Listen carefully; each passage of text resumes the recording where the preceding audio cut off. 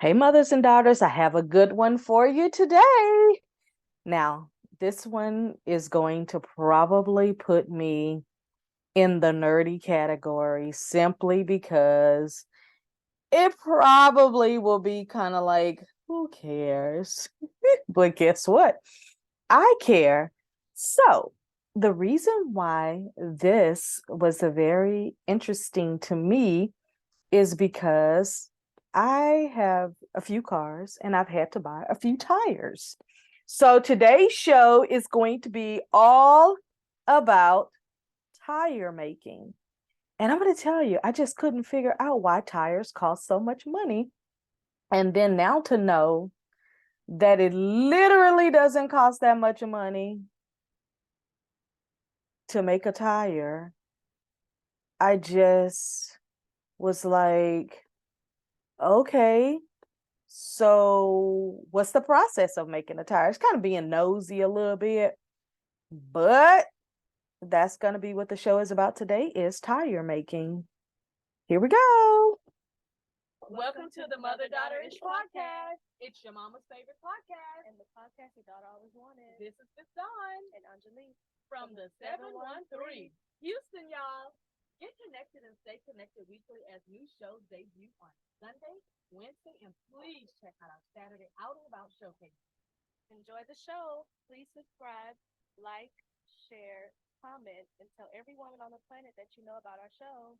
Here's our show for today. So make sure that you support us at mother-daughter-ish_. Check this out. So I was thinking about tires simply because, like I told you, I've had to purchase different tires for different cars. And like I was telling my daughter, I was like, well, you might as well make sure that you get a car that's going to be really affordable to you, because the one thing that, back in the day, this is what I'm used to, that when you purchased a car, your sales rep would tell you, okay, so you want this type of car. Well, guess what? It's going to cost this, this, and this for the maintenance. It's going to cost this for the upkeep. It's going to cost this, for if you need an oil change. Like, for example, I was reading an article and I don't remember what it was about, but it was about somebody who had a Bugatti and the oil change on the Bugatti was like $3,500. But then when I went to be nosy to see what it takes to actually do the oil change, I was like, well, of course it's $3,500. So, duh. Right. So listen. So historically, tires were made of metal and wood. So if you can remember all the little carriages and all of that, that was metal and wood. So wood bended in the metal so that it stays bent the way it was supposed to.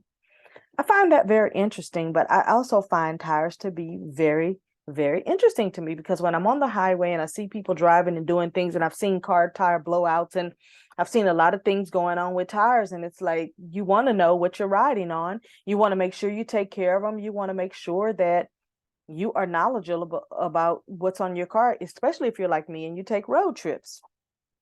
Well, of course, the metal and the wood, all of that changed in the 20th century with inflated rubber. So rubber tires, which could handle the bumps in the road. So if you can only imagine the bumps that you see on the highway, the bumps and the dips that you take when you're on the back road. That's one of the things I love about back road or off-road vehicles, UTVs. I just love the way it bounces up and down on the back roads when you're in the woods, you're driving, like when we do ATVs and things like that. So the added tire thread gave to the invention, which gave it great traction. So that's one exciting thing I love about rubber tires, is the traction that you get. Like when I bought one of my cars, it came with non tires that couldn't run flat tires. I immediately took those off because it felt like I was riding on kind of like crates or something like that. Whereas when you ride on a tire, you can actually feel every groove in the road, which is what I like. So one thing interesting I found out is that tires, it takes about 15 different substances to actually make the tires. And so some of this is probably going to shock you, because it shocked me a little bit. So there's 10 to 15 substances that it takes to make tires. And one is natural rubber, which is 10%. And we'll talk about where that natural rubber comes from, because the word is natural. And then there's synthetic rubber, which of course 24% of the tire, and that is man-made. And then steel, yes, steel, but remember, steel can come in sheets that are also bendable. Silica, which is a derivative of sand. So I didn't know that. Nylon, we talked about that when we were talking about how they make hair. We talked about how they mix in different threads like nylon, cotton, yarn, and things like that. It's made from petroleum. I even was watching a show one time and they were talking about how leather sofas are made out of petroleum and oil. And I was like, wow. Chemical additives, it didn't list the types of chemical additives because I'm sure they have some kind of, trademark or patent or something on that. Carbon black, which is a color pigment, which makes the tires colors. And now I'll tell you, as you can see on the screen, tires don't just come in black, they come in color, which is very exciting because I remember one time I was thinking about, and I know this is going to sound corny and I'm okay with it, but at one time I was thinking about putting red tires on my car just because it was different. The reason I didn't do it is because I couldn't find any color tires that had as much good traction, shelf life, none of that. So I didn't get them. But I said when I do get my off-road little vehicle, that I am going to put color tires on there because I won't be on long highway trips and have to call AAA to get that. You can also make it with polyester fabric. Well, not also you can make it, but it's made with polyester fabric, also a rubber fabric, lots of engineered machinery. One of the videos I looked at about 4, but one of the videos I looked at, there were over 20 different machines where it went from one processing to the next processing to the next processing to all the way to the end. Steel cables and cords that feed through to make the tire durable. Compressed air, of course, for the inner tube part that's on the inside, even when you look at bicycles. A mold to back and so there's a mold that makes it kind of like waffle looking. So when you see some of the tires, they have different shapes to them. I personally love the tires that are on big trucks because the traction on those, I mean, it's just beautiful. It looks very safe. I have been looking for some of those for my car and they will not sell me any. The only way I could get those is if I change the whole size of my rim and everything, and I'm not going to do that. Airtight inner tube, which is what goes on the inside of the tire. So that's another substance that goes in there. So then cotton from thread large pools. When I saw that video with that cotton and thread putting together to make that rubber, I was shocked. Not shocked as in, oh my God, but shocked as in, wow, that's interesting. And so sometimes they paint the tires a certain color and it's a coding system to identify the thread symbols on the tire. So on one of these videos, as you can see that's going through, it's actually going to show you different red, green, yellow lines, but that's just a coding system that they used. Now, it's a mixture of giant rubber blend that's heated. Then it's flattened to a gummy rubber dough. Let me tell you, it looked so weird when I was watching like all the different videos. Then it's flattened to make it into like sheets. And that's going to be so it can go through more processing. Okay. So then I was asking myself, I wonder how much petroleum does it take to actually deal with these tires? So like those tires you see on that you just saw, those are what I like. It takes 7 gallons of petroleum to make one tire. And guess what? The last time I bought a set of tires for one of my cars, it cost me $890. And so if you can add that up divided by 4, that's a lot of money. It only takes $18 to actually make a tire, which then they sell you between $100 and $300. And it doesn't matter how small those tires are, because I have a classic car and the small tire by itself, they were over $200 per tire. I just bought a set. I know this for a fact. And then I had to special order them out of California because nobody in Florida had them. You see what I mean by those tires that have the color coding on them? It's for a reason. So then I asked myself, well, where does this natural rubber come from? And lo and behold, I discovered that there is actually a rubber tree. So it's called a para rubber tree. and it's a predominant source of natural rubber. I am absolutely convinced that everything we need to heal our bodies and to make our life work comes from some type of tree or herb, flower, or plant. I promise you, I feel like that because I was just looking at a video the other day, which I'll probably do next week or something on natural shampoo, how to make natural. There is literally a tree that grows a bud that has natural shampoo that comes out. I'll show it to you. The latex is extended from the tree trunk and it is made from a source of natural rubber, and that comes from a tree from some other country. I mean, that is where they primarily get the rubber for the tires. I mean, everything that I read said that. And this has been happening for 25 years. And there are literally rubber trees that they grow from 5 to 25 years after they plant them. And guess what? $2.5 billion is made from tires. So now you see why there's a monopoly with Firestone and all these other people that make their own tires.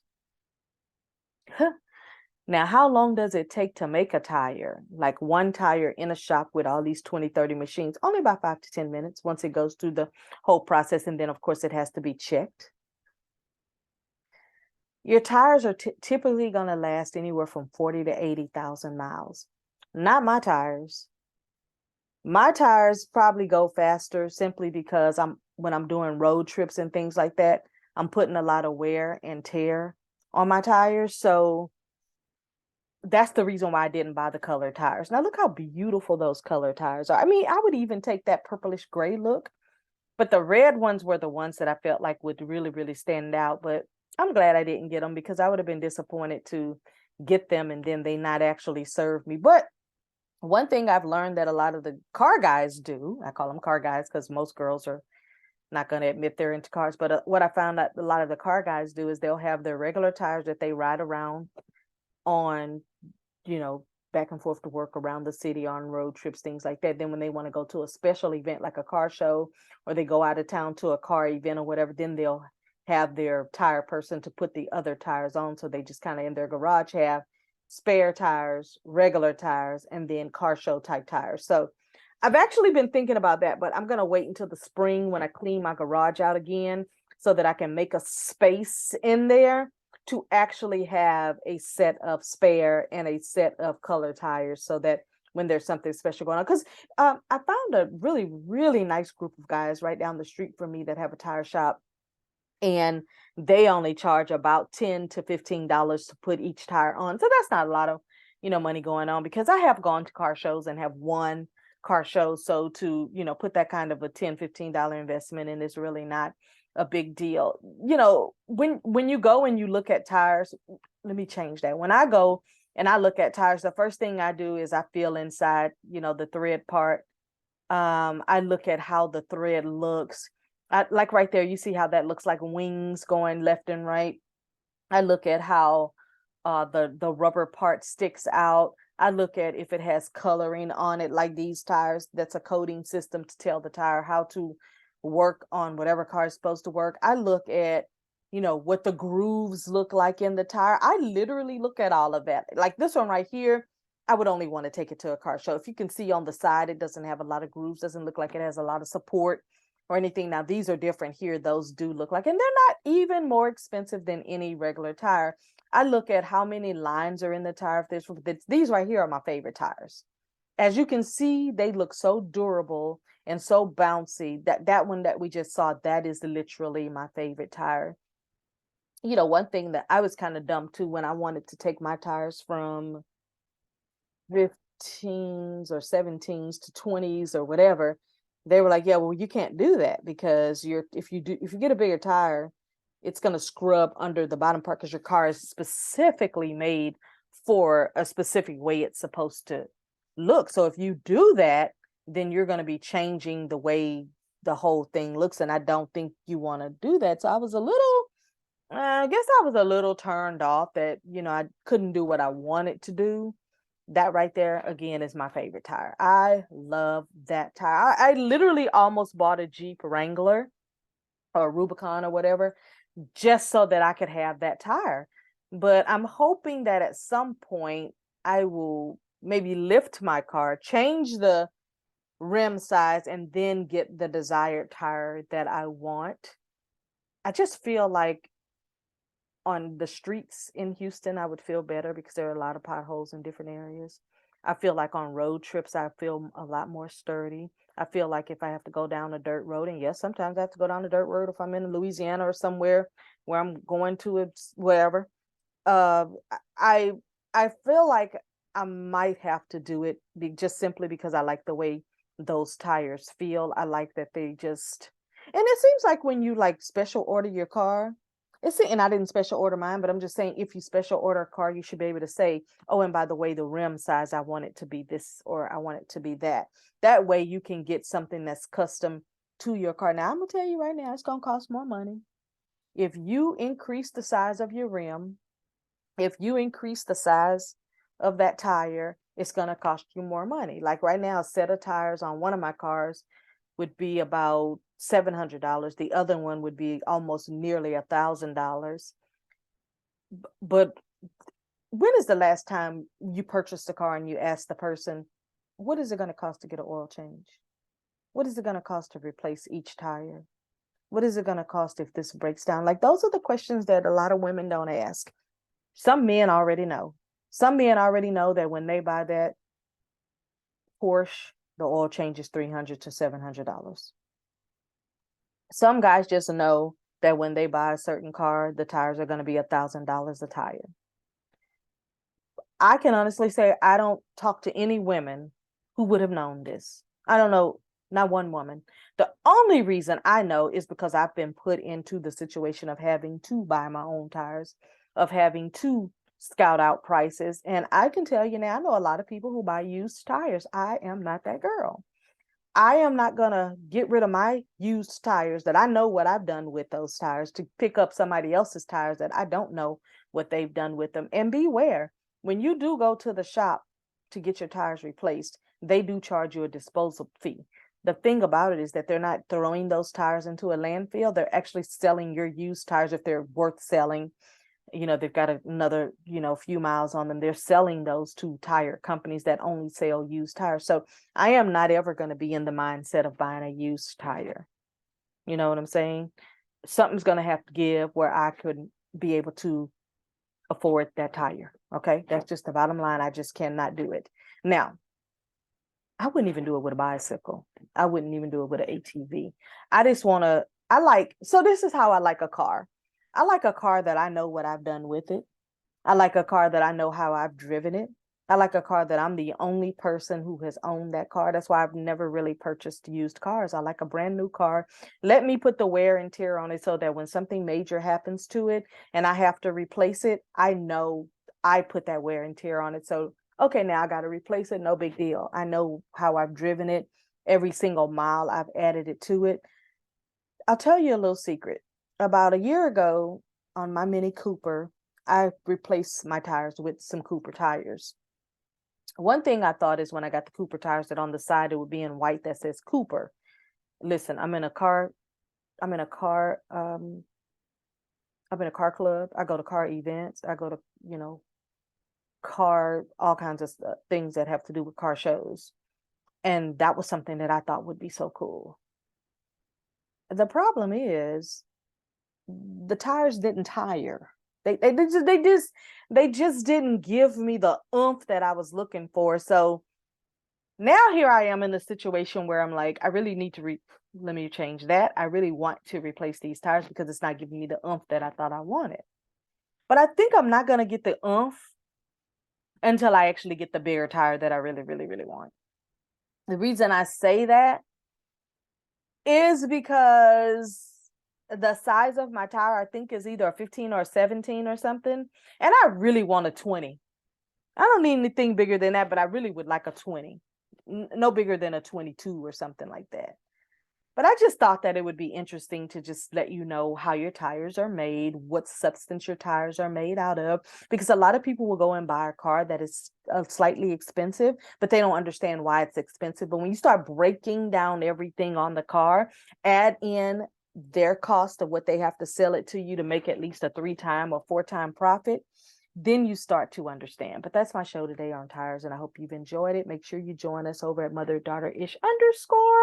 And if you want to support our show by joining our book club or our master.